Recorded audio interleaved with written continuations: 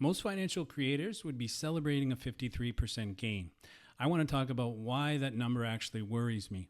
And I'll tell you why I'm hoping for a correction. What's up, guys? I'm Neil. I'm from Canada and I live and invest abroad while working for a company in Taiwan. On this channel, we talk about building wealth, investing, and making smarter decisions without all the noise. I'm different from other financial creators where they focus on the hottest stocks or owning individual stocks. Because in this financial environment, there are safer and easier strategies available to you. I share what I'm actually doing with my own money, the mistakes I've made, and the strategies I'm using to build long-term financial security. If you're in your 30s, 40s, or 50s like me, and you're trying to figure out how to invest, grow your wealth, and build a future, you're actually in the right place. I'm pretty transparent with the growth of this portfolio, so hit subscribe and follow along. My actual goal is to reach 100,000 US in this portfolio by January 2027. But let's see how it goes. Okay, so let's get into it. 7 months ago, I made a decision about my retirement portfolio. I wasn't going to chase the hottest stocks anymore, and I wasn't going to play options anymore. I wasn't going to try to predict the next market crash, then panic sell. And I wasn't going to constantly move money around because I was worried about what the market might do next. So instead, I decided to follow a very simple system. And today, that core retirement portfolio is showing a gain of approximately 53% year to date. Now, before anyone gets excited about that number, let me make something very clear.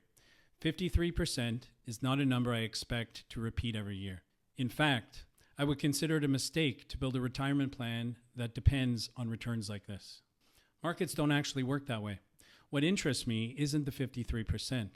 What interests me is how the portfolio got there. Because the strategy I'm using is deliberately boring. And for retirement investing, boring can actually be a good thing. Now, I'm not sharing this to brag about the numbers. In fact, this is just my core portfolio I share on this channel to show how I built it and how it's structured. So, let me explain how I designed this portfolio to be almost untouchable. Now, nobody can predict the next dip, correction, or market crash. So of course, nobody's portfolio can be completely untouchable. But what I meant by that is that no matter what happens in the market, I won't touch it. I actually think about my money in different buckets. There's money that I use, daily spending, food, bills, and entertainment. And then there's money that I may invest more aggressively depending on the market.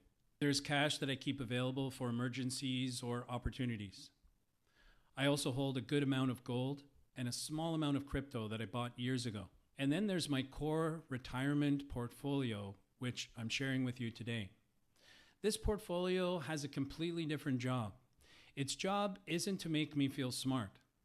Its job isn't to beat the market next month. And its job is definitely not to give me something to talk about every time the market moves. Its job is to compound for retirement. And that's why I have a rule. I don't touch the core portfolio because of short-term market noise. If the market goes up, I don't sell. If the market falls, I don't panic simply because I'm anxious. The portfolio follows a plan.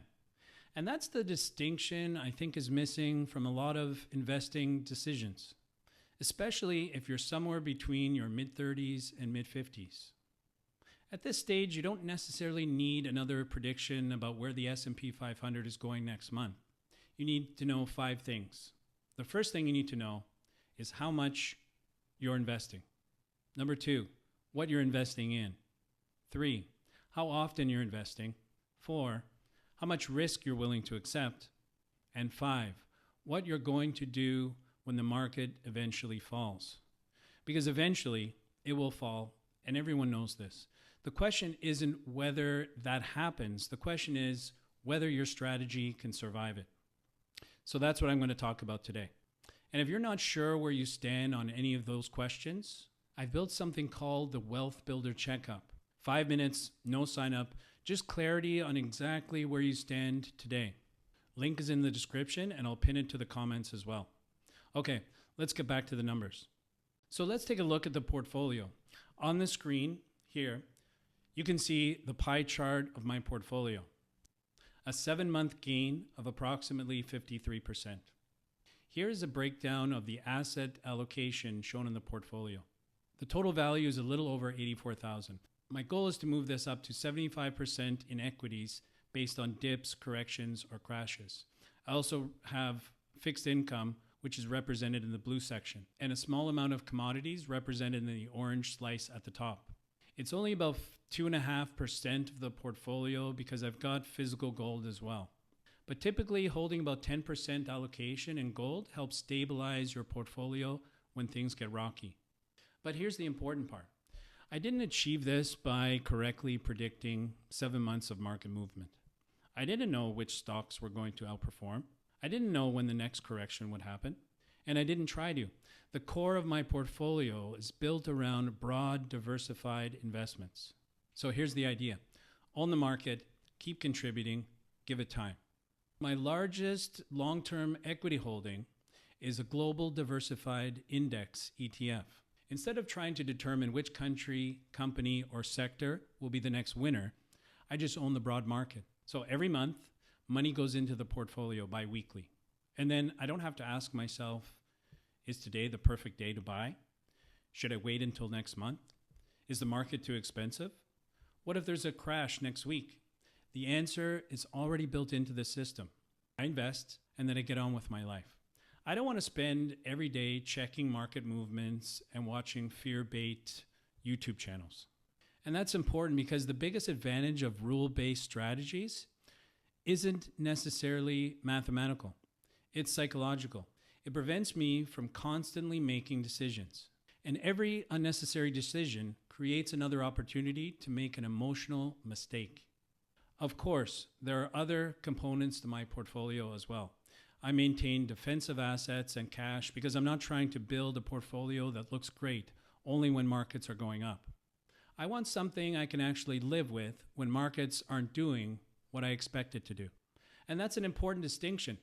The best portfolios aren't the ones that necessarily have the highest returns. They're the ones that you can actually hold through major declines without abandoning your strategy.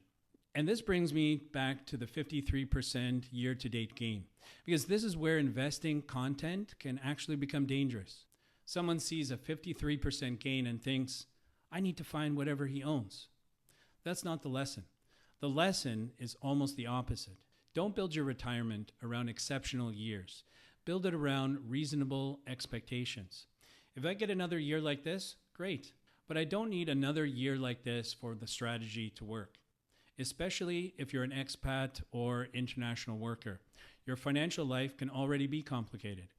You may have income in one country, invest in another, different currencies, different pension plans, different tax rules, and sometimes you're trying to plan a retirement that could be 10, 15, or 20 years away. The last thing you need is to make that more complicated than it needs to be. So I would rather have a simple system that I can follow for 15 years than a complicated system that works for 6 months. Because retirement wealth isn't normally created by one brilliant decision. It's created by thousands of boring decisions made constantly. Invest, save, rebalance when necessary, control your costs, manage your risk, and keep going. So yeah, my core portfolio is currently showing a significant gain. And I'm happy about that, but I'm not building my retirement plan around it. I'm actually hoping my equity fund goes down so I can trigger another automatic buy order. And when that happens, I just move T-bills into my equity ETF. Because the number that matters most isn't what happened over the last 7 months. It's what happens over the next 15 years.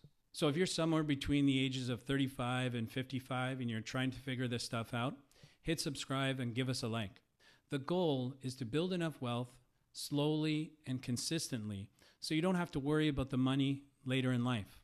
And that's exactly what I'm trying to do with this portfolio.